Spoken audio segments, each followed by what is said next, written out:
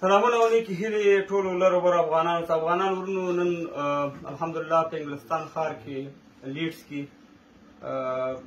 زما په ذکر راغونډ شوي یاست، دروغ راغونډ شوي د مرګړي د علي وزیر د لر او بر افغان وطن اتل قهرمان بچی چې د تور پنجاب د مابسونو نه راخلاص شو او خپلو افغانانو پښتنو ته ځان راورسو.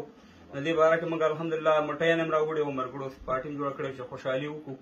په کار خو دا وه چې چمن ته وتی وي، ښه اتڼ مو ته کړی وي، خو د هوا خرابه ده، بارانونه د انګلینډ خو دغه شانې موسم دی.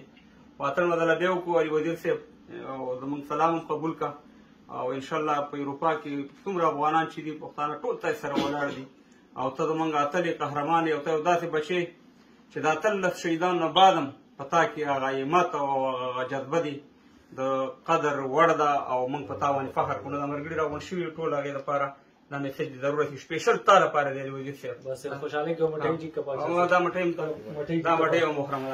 خوشحالي